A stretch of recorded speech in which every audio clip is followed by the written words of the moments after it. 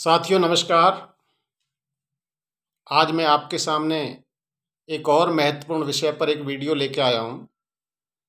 आज का विषय है जो कि एक बहुत चर्चित विषय है देश के अंदर, हिंदू राष्ट्र, भारत को हिंदू राष्ट्र घोषित करना, भारत में हिंदू रीति रिवाज के हिसाब से भारत देश की व्यवस्था को चलाना। साथियों, यह मांग देश के अंदर हमारे कुछ धर्मगुरु, कुछ ब्राह्मणवादी नेता और कुछ हमारे ऐसे नौजवान साथी जो कि इस हिंदू राष्ट्र की जो परिकल्पना है, हिंदू राष्ट्र का जो विषय है, हिंदू राष्ट्र का जो विचार है, इसके बारे में मैं कह सकता हूं कि ज्ञान 0% रखते हैं। साथियों, ये मैं दावा कर सकता हूं, अगर इन सब साथियों ने, विशेषकर उन कमज़ोर, पिछड़े, दलित और ऐसे वर्ग के लोग जो इस देश में संघर्ष कर कर खड़े होने की कोशिश कर रहे हैं, अगर ऐसे लोग इस विषय को पूरी तरह से जान जाएंगे तो मैं दावा कर सकता हूं कि तमाम लोग आज इस विषय से ये लोग अपना मुख मोड़ लेंगे। साथियों, सबसे पहले तो जानना यह जरूरी है कि इस हिंदू राष्ट्र की परिकल्पना से मुसलमानों का कोई लेना देना नहीं है। मेरा कहने का मतलब सीधा सा है, मुसलमान वर्ग की सेहत पर इससे कोई फर्क पड़ने वाला नहीं है, जबकि आप सब लोग जितने भी इस देश के अंदर संघर्षशील जो लोग हैं, जो इस देश के अंदर संघर्ष कर कर पिछले 75 वर्षों में आज़ादी के बाद जो आपको अधिकार और ताकत मिली है, उन सबको खोने का एक बहुत बड़ा कुचक्र में आप फंसने वाले हैं। साथियों, आज मैं आपको ये बताना चाहूँगा, क्योंकि सबसे पहले ये जानना जरूरी है कि हिंदू राष्ट्र की परिकल्पना है क्या है। साथियों, हिंदू राष्ट्र की परिकल्पना सीधा सीधा मनुवादी विचार से, मनुवादी संविधान से इस देश के सिस्टम को, इस देश की व्यवस्था को चलाना। मतलब सीधा सा मतलब है, जैसा कि आपकी जीवन शैली है जिसे आप जी रहे हैं, ये एक संविधान के हिसाब से देश के आज़ादी के बाद हमें एक हथियार मिला। मगर साथियों, बहुत सारे लोग जो मनुस्मृति में हिंदू राष्ट्र की पूरी कल्पना को जानते हैं, वो बहुत कम लोग हैं। साथियों, हिंदू राष्ट्र की परिकल्पना एक मनुवृत्ति, एक मनुस्मृति का संविधान है जिसके हिसाब से ये देश चलता था। और उन लोगों के जैसे ही देश आज़ाद हुआ, वो लोग जो इस देश में सिस्टम को चलाते थे, जो इस देश की व्यवस्था को चलाते थे, जो इस देश को पूरी तरह से नियंत्रित किए हुए थे, देश को आज़ाद होते के साथ साथ उन लोगों के हाथों से नियंत्रण निकल गया। ऐसे लोग पुनः अपने नियंत्रण को स्थापित करने के लिए बड़ी चालाकी से हिंदू राष्ट्र का, मुसलमानों की खिलाफत करके हिंदू राष्ट्र का नारे को बुलंद करके ऐसे नौजवानों को भ्रमित करने का काम कर रहे हैं, जिससे देश की जो हमारी जो संवैधानिक व्यवस्था है वो पूरी तरह से नष्ट हो जाए और पुनः वही चक्र और कुचक्र इन लोगों का पूरी तरह से देश में स्थापित हो जाए। साथियों, मनुस्मृति एक प्रकार का कानून है जो समाज को वर्गों में बांटकर चलाता है। मनुस्मृति का सीधा सा नियम है जाति वर्ण के हिसाब से काम कराना। जिस जाति में व्यक्ति, जिस वर्ण में जन्म लेता है, उसके हिसाब से उसके काम बटे हुए हैं। आज ब्राह्मण का जो कार्य था, मैं आपको पूरी तरह से बताऊं, ब्राह्मण का कार्य था मनुस्मृति के हिसाब से पढ़ना लिखना और इस देश में पूजन पाठन का काम करना, इस देश की व्यवस्था को संचालित करना। क्षत्रिय का कार्य था यहाँ पर रक्षा का कार्य करना, वैश्य का कार्य व्यापार करना और शूद्र का काम है सेवाएं देना। देश के अंदर जितनी भी सेवाएं होती थी, चाहे वो किसान का काम है या मजदूर का खेती का काम है या पशुपालन का काम है, कौन खेती करेगा, कौन पशुपालन करेगा, कौन कुम्हार का काम करेगा, कौन चमार का काम करेगा, कौन लोहार का काम करेगा। ये सब व्यवस्थाएं उस हिसाब से बटी हुई थी। जैसा कि आज ये लोग आज पुनः इसी व्यवस्था को स्थापित करके, क्योंकि इनके हाथ में जो ताकत मिली हुई थी संविधान को, देश के आज़ाद होते के साथ ही इनके हाथ से ये नियंत्रण निकल गया। और साथियों, उसी व्यवस्था को पूर्ण तरह से इस देश के अंदर स्थापित करने के लिए एक बहुत बड़ा कुचक्र है। साथियों, आपने सुना होगा, ढोल शूद्र पशु और नारी ये सब ताड़न के अधिकारी। आप अंदाजा लगा सकते हैं कि मनुस्मृति किस हिसाब से इस देश को चलाती थी। ढोल शूद्र पशु और नारी ये सब, मतलब ढोल शूद्र पशु और महिलाएं ये सब पिटने कुटने के अधिकारी हैं। ये कुटते पिटते ही ठीक रहते हैं। इस तरह का व्यवस्था थी इस देश के अंदर।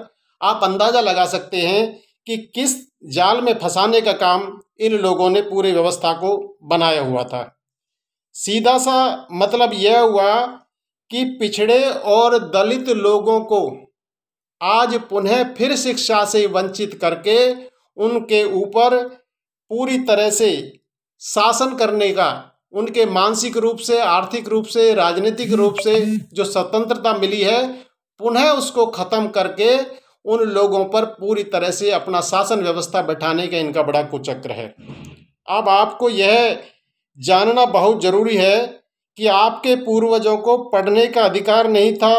हमारे लोग बड़ी सरलता से ये कह देते हैं, बड़ी गंभीरता से कभी नहीं बात करते कि हम लोग पीछे क्यों हैं, और कहते हैं कि साहब सबसे पहला कारण बताते हैं हम पढ़े लिखे नहीं हैं। साथियों, इस बात को जानना बहुत ज़रूरी है कि हम लोग पढ़े लिखे क्यों नहीं थे, हमारे पूर्वज पढ़े लिखे क्यों नहीं थे। साथियों, क्योंकि पढ़ने लिखने का हम लोगों को अधिकार नहीं था। हमें यहाँ तक कि पढ़ना तो दूर, वेद सुनने तक का भी अधिकार नहीं था। तो हमें शिक्षा ग्रहण नहीं थी। तो हम निश्चित तौर पर आप अंदाज़ा लगा सकते हैं कि उन समय में जो सबसे पहला जो अधिकार है, पढ़ने का अधिकार, जो सबसे बड़ा षड्यंत्र आपके साथ चल रहा था, इसको तोड़ने के लिए अंग्रेजी शासन में आपने 1928 का एक चर्चा जिक्र किताबों में सरसरी नज़र से जरूर पढ़ा होगा। 1928 में साइमन कमीशन, जो अंग्रेजों का प्रतिनिधि मंडल था, जो भारत के अंदर दलित पिछड़ों को शिक्षा का अधिकार देने के लिए एक प्रतिनिधि मंडल आया था, जिसमें आपको शिक्षा और वोट का अधिकार मिल रहा था। साथियों, आपको अंदाजा है किन लोगों ने उसका विरोध करके उस साइमन कमीशन को ये कहकर बदनाम किया कि इस प्रतिनिधि मंडल में भारत का कोई प्रतिनिधि नहीं है, मतलब कोई ब्राह्मण प्रतिनिधि नहीं है। वो नहीं चाह रहे कि ये जो प्रस्ताव लेकर आए हैं भारत के अंदर जो शिक्षा का प्रचार है वो दलित और पिछड़ों में जाए। साथियों, सबसे बड़ा कुचक्र इस बात का आप अच्छी तरह से जान सकते हैं। अब मैं आपको सीधे सीधे बता दूं कि हिंदू राष्ट्र की परिकल्पना ब्राह्मण द्वारा संचालित व्यवस्था है। मतलब सोमवार, मंगलवार, बुधवार, बृहस्पतिवार, शुक्रवार, शनिवार, रविवार आपको कौन से दिन कौन से कार्य करने हैं और कौन से कार्य नहीं करने, इस बात का तय भी आपको हमारे धर्म गुरु और ब्राह्मण देवता बताने का कार्य करेंगे।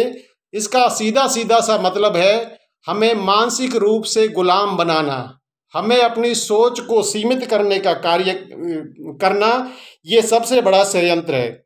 साथियों, जिस संविधान की आज बात करते हैं, जिसे हमें पढ़ने का अधिकार दिया, जिसमें हमें वोट का अधिकार दिया, जिसे हमें चुनाव लड़ने का अधिकार दिया, जिसमें हमें बराबरी का अधिकार दिया, उस कुचक्र को तोड़ने के लिए इस षड्यंत्र हमारे नौजवानों को आगे करते हैं और बार बार मुसलमानों को निशाना बनाकर इस बात को शोर मचाते हैं कि भारत के अंदर हिंदू राष्ट्र घोषित होना चाहिए, जबकि साथियों मुसलमानों से इनका कोई लेना देना नहीं है। मैं आपको फिर बताऊं, हमारे लोगों को मानसिक, आर्थिक, राजनीतिक और सांस्कृतिक रूप से गुलाम बनाने का ये हथियार तैयार किया जा रहा है हिंदू राष्ट्र के नाम से। मतलब सीधा सीधा मतलब है इस लड़ाई में हमारे ही नौजवानों को, पिछड़े दलित आदिवासियों के नौजवानों को आगे करके हमारी ही मौत का बारूद बिछवाने का काम हमारे नौजवानों से कर रहे हैं और इस साजिश के तहत केवल मुसलमानों को दिखाकर हमें प्रेरित करते हैं और हमें गुलाम बनाने का रास्ता हमसे तैयार कराते हैं। साथियों, आप अपनी संस्कृति को शायद अच्छी तरह से जानते होंगे। आज हमारे जो पूर्वजों की हम इतिहास को पढ़ते हैं, अपने पूर्वजों के थोड़े थोड़े से हमने समय को देखा भी है और जाना भी है। हमारे पूर्वजों ने हमेशा जोड़ने का काम किया था, हमेशा कमजोर वर्गों को उनको सम्मान देने का काम किया था। यहाँ तक कि कमजोर वर्ग के लोगों को बसाने का काम अपने गांव के अंदर ब्राह्मण देवता को भी लाते थे। नाई को, कुम्हार को, धोबी को, लुहार को, बढ़ई को, इन सब लोगों को लाकर बसाने का काम करते थे। मगर साथियों, आज हमारे दिल और दिमाग में इस व्यवस्था ने ऐसी नफरत बना दी है कि हमें अछूत बनाने का काम, अछूतों के से आपस में एक दूसरे के सामने लड़ाने का काम ये व्यवस्था बड़ी चालाकी से कर रही है। साथियों, आपकी जो कल्चर थी, आपकी जो व्यवस्था थी, आप अच्छी तरह से जानते हैं। हमारे पूर्वज, हमारे गांव की बहन बेटियां जिस गांव में ब्याह शादी होकर जाती थी, अगर किसी कमजोर वर्ग की बेटी भी उस गांव में होती थी, उसको भी बराबर का सम्मान देने का काम इस व्यवस्था में हमारे पूर्वजों ने किया है। मगर साथियों, दुर्भाग्य आज इस बात का है कि हम लोग इतने नफरत के व्यापार में, लोग सत्ता के लिए क्या क्या नहीं करते, हमने नफरती व्यापार में हमारे साथियों ने भट्टी में झुकने का काम कर दिया है। इस बात को आज हमें समझने की और जानने की जरूरत है। साथियों, अब ये आप लोगों ने तय करना है कि आपने अपने बच्चों को डॉक्टर बनाना है, इंजीनियर बनाना है, प्रोफेसर बनाना है, साइंटिस्ट बनाना है, एडवोकेट्स बनाने हैं, या बाबा और फकीर बनाने और कुपड बनाने का काम आप लोगों ने करना है। ये आपने तय करना है कि आपने मनुस्मृति के साथ जाना है या संविधान के साथ जाना है। साथियों, संविधान मिलते के साथ ही हमारी बेड़ियां टूट गई थी, हमें शिक्षा का अधिकार मिल गया। और आज मैं कह सकता हूं, मैं आज आपके सामने जो बात कर रहा हूं, ये केवल इस संविधान की देन है, शिक्षा ग्रहण करने की बात है। मैंने इन ग्रंथों को, जो हमारे छुपे हुए दबे हुए ग्रंथ हैं, जो इस कमजोर वर्ग के ग्रंथ थे, जो सदियों से इन लोगों ने दबा रखे थे, उन सबको खोजने पर पता लगा कि वास्तव में हम लोगों को शत्रु मित्र बना बैठा है और जो हमारे मित्र थे उनको शत्रु बनाकर, अछूत बनाकर हमसे अलग करने का काम बड़ी चालाकी से इस वर्ग ने किया है। साथियों, इस बात को जानना पड़ेगा। अब आपको इन बातों को जानना सबसे जरूरी है, क्योंकि मैं शिक्षा की बात कर रहा हूं। साथियों, शिक्षा आप लोगों को इसी माध्यम से, आपको संविधान के माध्यम से मिल सकती है। अगर आपने इसी विचार को, मनुस्मृति के विचार को लागू करने के लिए हिंदू राष्ट्र के नाम पर, घोषणा करने के नाम पर, इन बाबाओं पाखंडियों के दिए हुए संदेशों के माध्यम से आप लड़ने, मरने और बर्बादी करने का काम, इस देश को ले जाना के कार्य कर रहे हो, तो ये समझो आप अपने रास्ते में बाधा और अपने बच्चों के भविष्य के लिए एक अंधकार की गली खोदकर, एक खाई खोदकर जाने का काम कर रहे हैं। साथियों, हमारा एक ही संदेश है, इंसान का हो इंसान से भाईचारा, इंसान को हो इंसान से भाईचारा। ये मिशन हमारा, ये मिशन हमारा, ये मिशन हमारा। जय हिंद, जय भारत।